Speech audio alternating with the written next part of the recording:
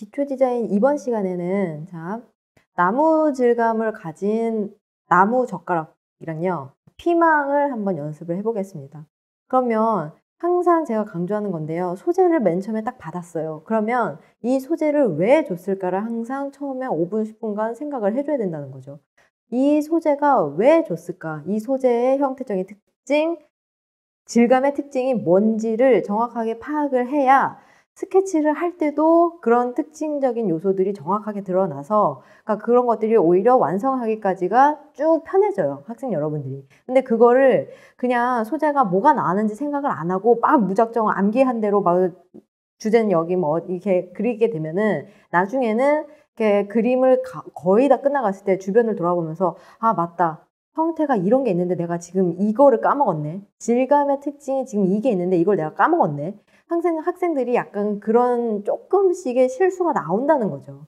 그러니까 오늘은 이제 피망과 나무젓가락이라는 거를 줬을 때, 자, 형태적인 거를 생각을 해봅시다.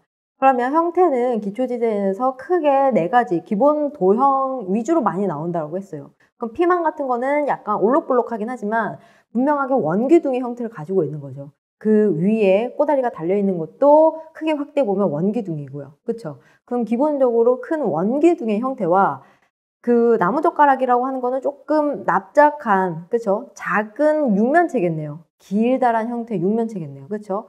그런데 여기에서 그러면 형태적인 거, 이제 구조를 파악하는 건 쉬운 것 같아요, 우리. 그렇죠? 그러니까 이게 원기둥이냐 구냐 육면체냐 원뿔이냐를 파악하는 건 쉬워요. 그러면 거기에 플러스 이제 질감에 대한 이제 것들이 나오게 되는데, 나무젓가락이 굉장히 매끈하게 가공된 소재인가요? 아니에요. 그렇죠? 그냥 굉장히 나무를 석석 깎아가지고 만든 아주 단순하고 굉장히 그 값싸게 만들어진 소재이기 때문에 나무 질감이라고 하지만 아주 매끈하게 가공된 소재가 아니라는 거죠. 분명 인공물이긴 하지만 우리가 평소에 기초 디자인을 연습을 할 때 뭐 플라스틱이라던가 뭐 스테인레스라던가 금속이라는 것만큼 아주 완성도 있고 매끈하게 가공된 소재가 아니에요, 질감적인 표현에서. 그렇죠? 그러면 나무젓가락이라고 하는 거는 약간의 가시 같은 요소도 있을 거고요. 그렇죠? 완전 매끈한 게 아니라 약간의 거친 느낌을 살려줘야겠네요. 그러니까 그런 것들을 체크를 해주셔야 되고요. 그렇죠? 그러면 피망을 한번 보면은, 그러니까 피망 같은 경우에는 자, 단순한 원기둥은 아니에요. 그렇죠? 위에 약간 꼬다리를 중심으로 분수처럼 볼록볼록하게 튀어나오는 요소들이 분명하게 있죠. 그러니까 그거를 잡아주셔야, 사실은 자연물은 이 몸체 형태 자체는 크게 중요하지 않아요.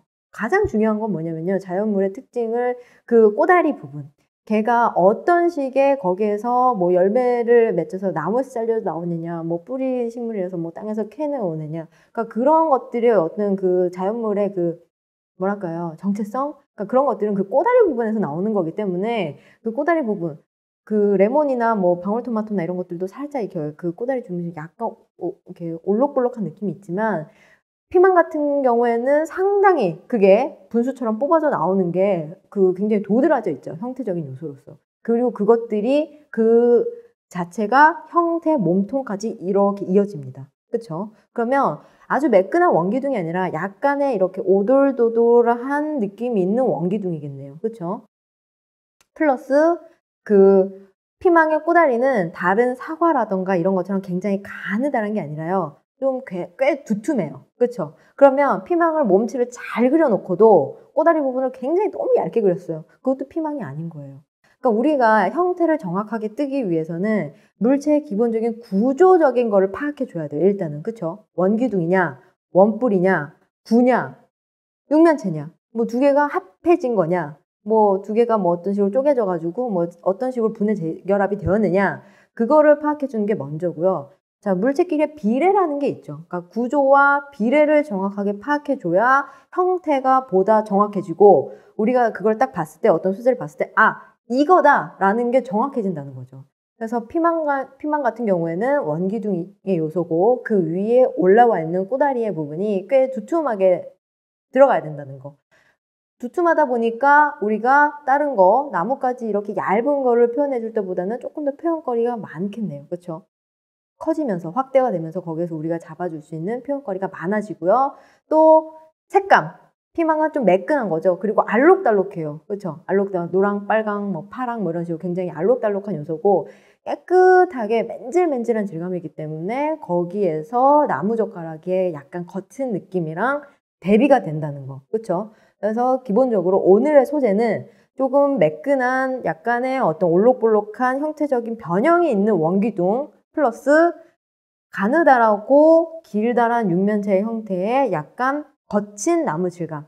그렇다고 굉장히 뭐 장작을 패듯이 그렇게 거칠게 그리진 않고요. 약간 아주 매끈하게 마감은 안 한다는 거죠. 그러니까 어떤 그 애매한 지점에 대한 어떤 표현적인 요소, 그 지점들, 그런 것들을 같이 한번 오늘은 연습을 해보겠습니다. 스케치부터.